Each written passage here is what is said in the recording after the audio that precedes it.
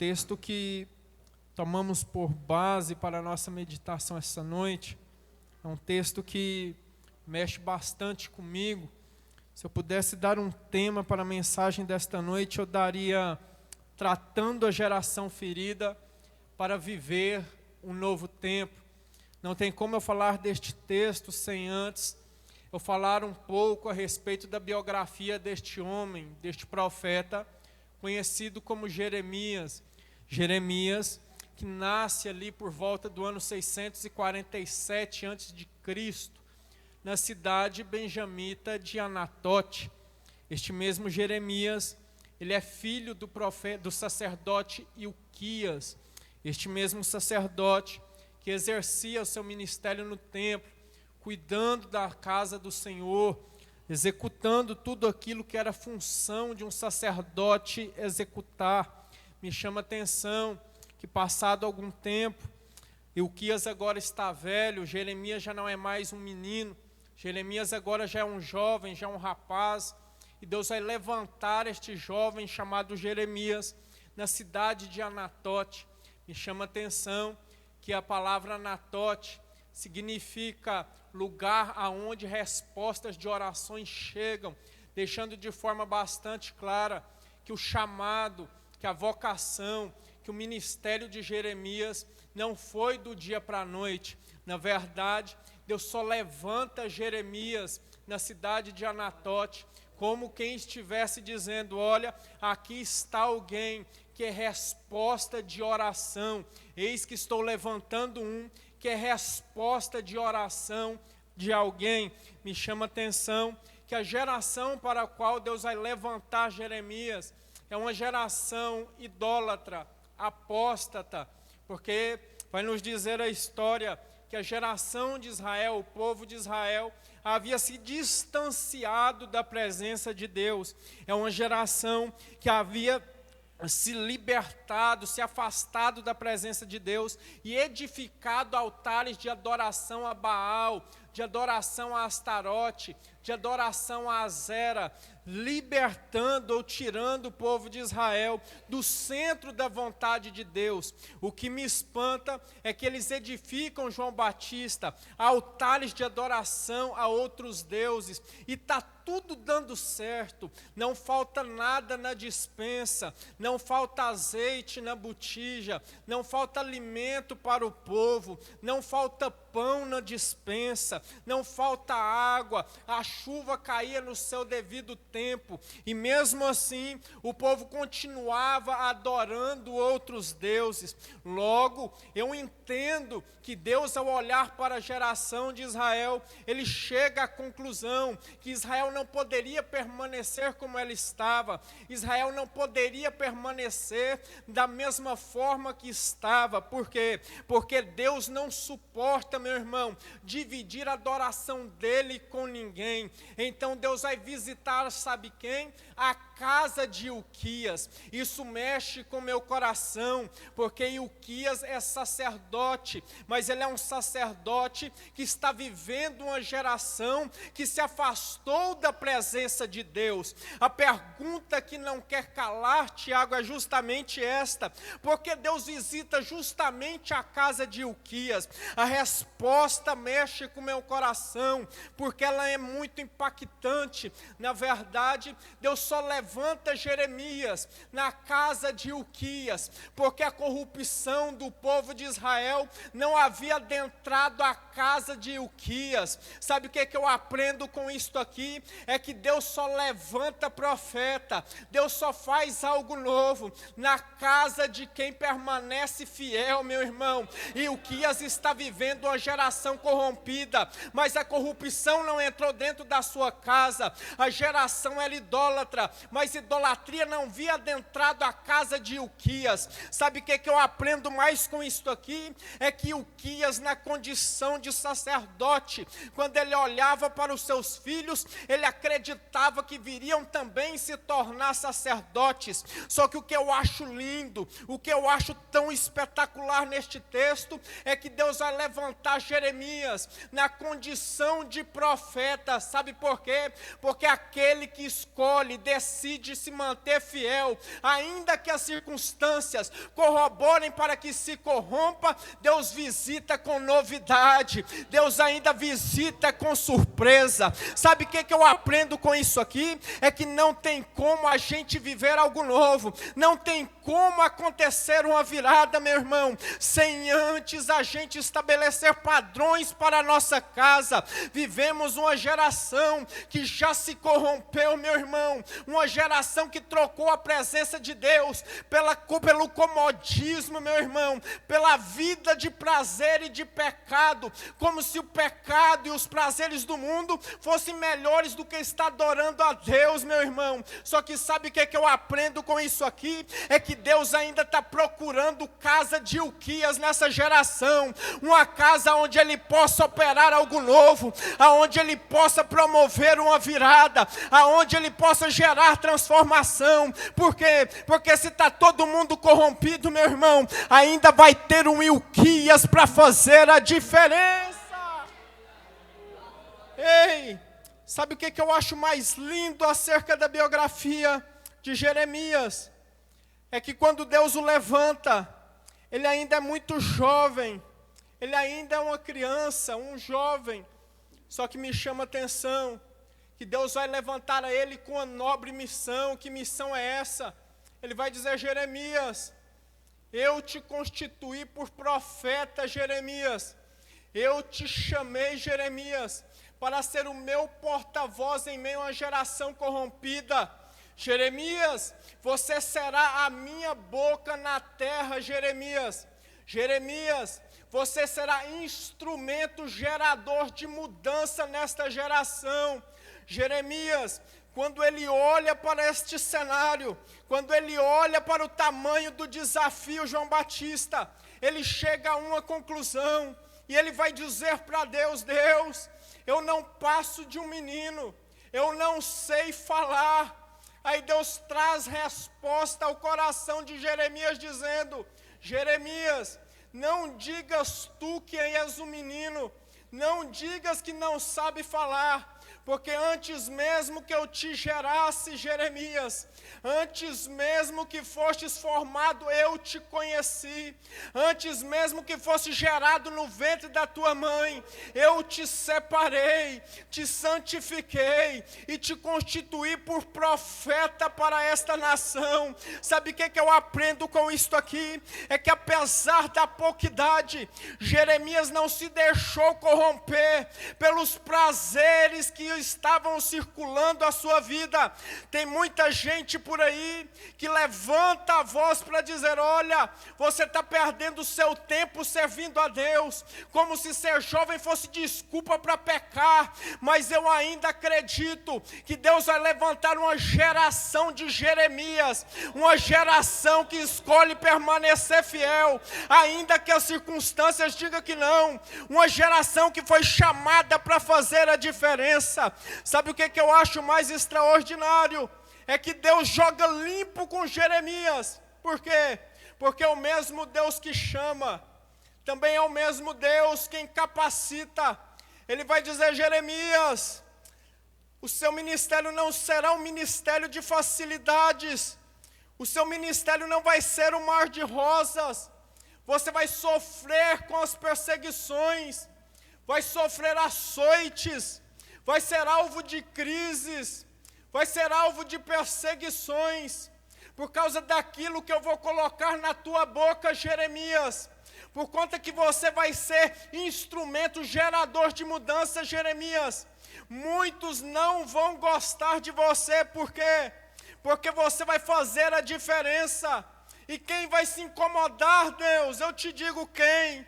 Os reis, os príncipes, os sacerdotes, os profetas. Porém, o que eu acho extraordinário é que o mesmo Deus que permite as adversidades é o mesmo Deus, meu irmão, que nos capacita para suportar as adversidades. O que eu acho ainda mais extraordinário é que Deus vai se apresentar a Jeremias e vai dizer: Jeremias, pelejarão contra ti, porém eu, Jeremias, te constituo, Jeremias, como muro forte, como coluna de bronze, Jeremias, pelejarão contra ti, mas a coluna de ferro não será abalado, a coluna de bronze não vai se abalar, a cidade forte não vai cair. Jeremias, eles farão de tudo para você desistir, mas Jeremias, fica tranquilo, porque a cidade forte vai resistir. Sabe o que eu aprendo com isso aqui? É que apesar das adversidades, nós ainda podemos contar com Deus Todo-Poderoso, que nos faz suportar as adversidades, meu irmão. Quem sabe você chegou aqui essa noite, na mesma condição de Jeremias. Deus te separou para fazer a diferença na tua casa, ser um instrumento de mudança, de virada na tua família. E talvez você já está sentindo as dores, os açoites, as perseguições, as retaliações. Só que Deus te trouxe aqui essa noite para te dizer, Jeremias, a cidade forte não vai cair, o muro de bronze não será abalado, a coluna de ferro não será abalada, porque eu estou contigo, Jeremias. Olha para cá. Sabe o que eu acho lindo? É que Deus, Ele não nos ausenta das dores, mas Ele nos dá força para suportar. O trato de Deus com Jeremias é esse: Jeremias, eu te envio, você prega. Jeremias, eles armarão armadilhas, eu desarmo todas elas. Jeremias, vão armar ciladas para te destruir, eu desarmo todas elas. Jeremias, vão fazer de tudo para você parar, mas não se preocupa, Jeremias, porque eu serei o teu sustento. Jeremias, Jeremias, você fala e eu faço. Jeremias, você vai e eu faço acontecer. Ei, meu irmão, sabe o que eu aprendo com isso aqui? Nós estamos precisando ser mais Jeremias, olhar para a adversidade e encarar de frente, ainda que a adversidade seja maior do que a sua capacidade. Você precisa entender que aquele que te chamou, meu irmão, Ele é fiel para fazer através da sua vida. Deixa eu profetizar sobre a sua vida essa noite. Através da tua vida, Deus vai promover uma virada lá na tua casa, vai promover mudança no teu casamento, vai promover mudança na tua família, vai ter mudança lá no teu trabalho. Quem sabe o ano de 2022 para você foi ano de desafio, mas eu profetizo em nome de Jesus que o ano de 2023 será de vitória. Aleluias. Sabe o que eu acho lindo? É que lá no verso de número 8, Deus se revela a Jeremias como um médico e vai dar um diagnóstico, ou melhor, uma espécie de raio-x sobre como estava a geração de Israel. E ele vai começar dizendo: Jeremias, a sua geração caiu, ela pensa estar de pé, mas ela caiu. Jeremias, a tua geração não somente caiu, ela se desviou do meu caminho. Jeremias, olha para cá. Deus vai interromper o diálogo com Jeremias para fazer duas perguntas.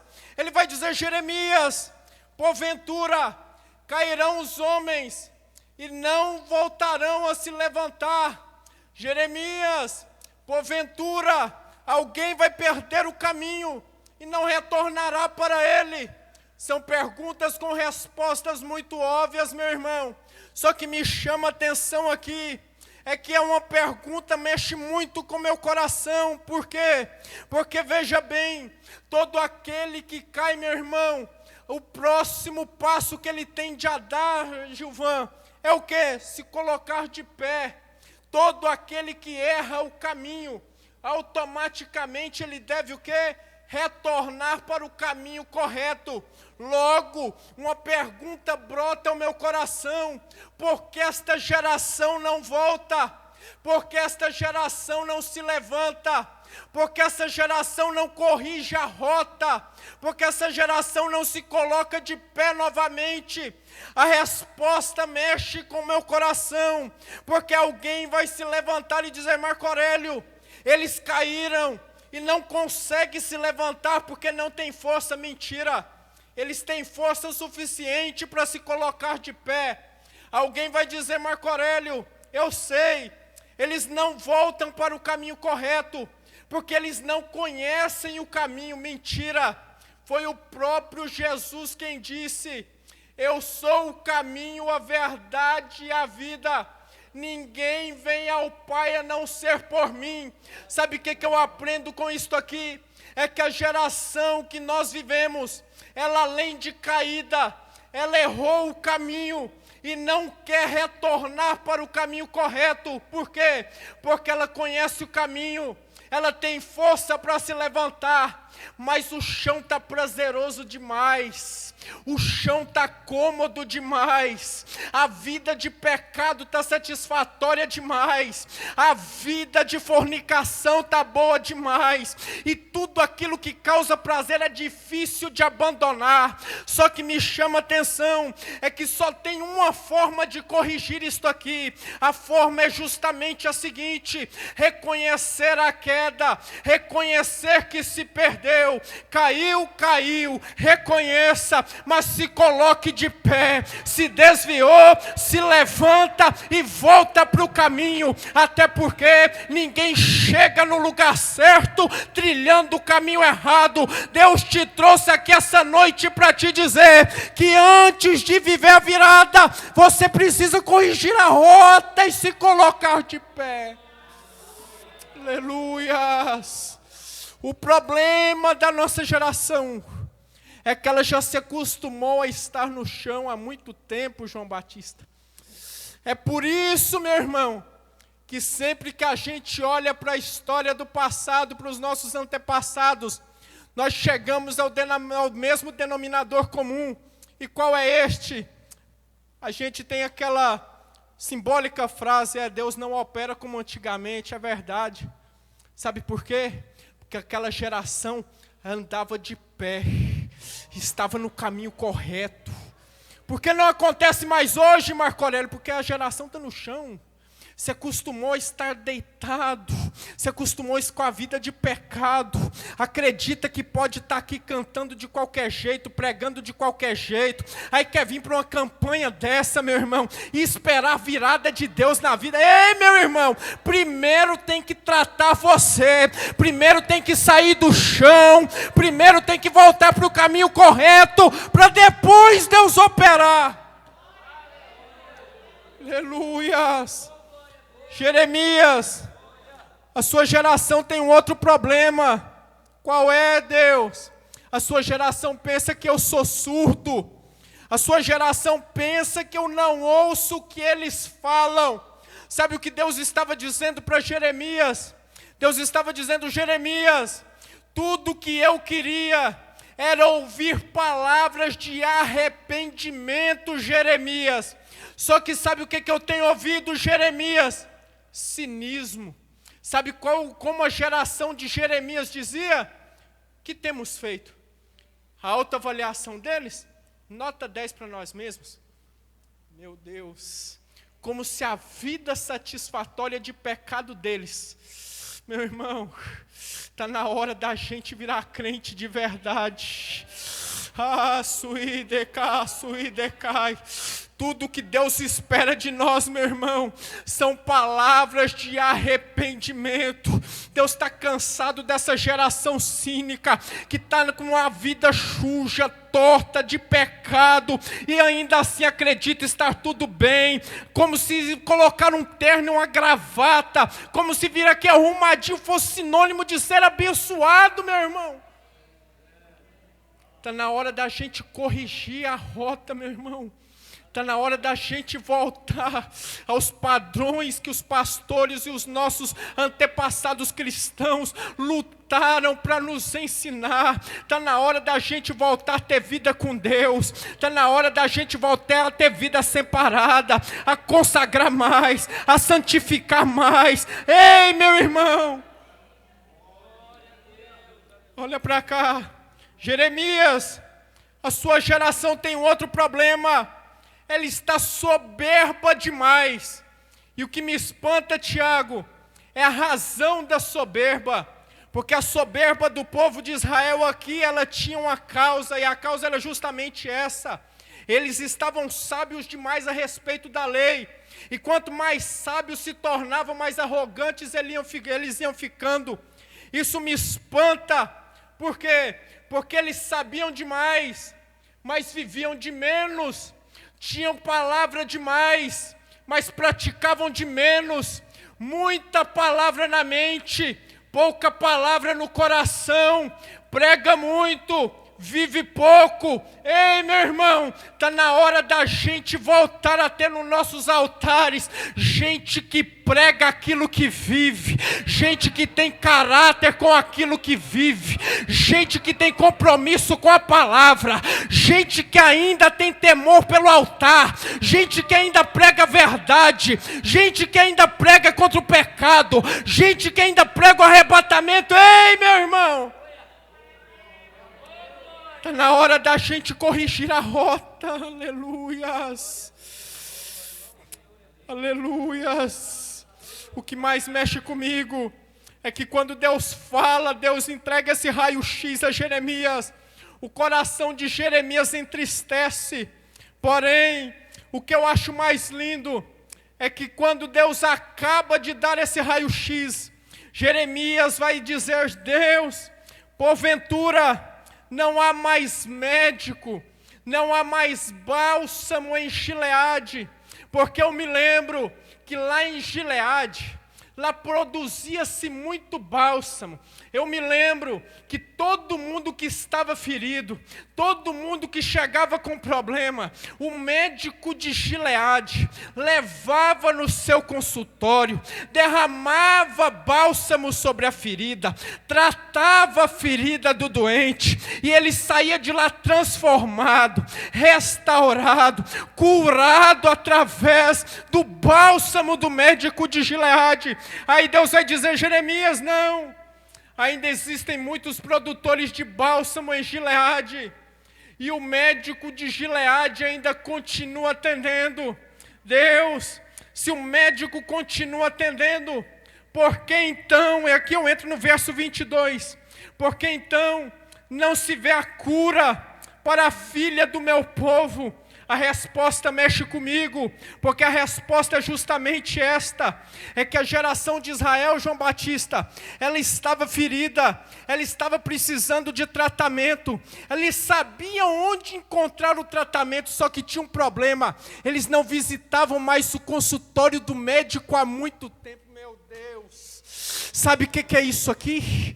Tem muita gente que está ferida, tem muita gente que está padecendo de enfermidade na alma, e Deus só não curou ainda, porque você não visitou mais o consultório do médico. Marco Aurélio, aonde que fica? Eu te falo. E tu, quando fores orar, entra para dentro do teu quarto, fecha a porta, ora para o teu pai que te vê em secreto, e o pai que te vê em secreto te recompensará. Aleluia, se coloque de pé. Sabe o que eu aprendo com isso aqui? É que antes de Deus promover uma virada na nossa vida,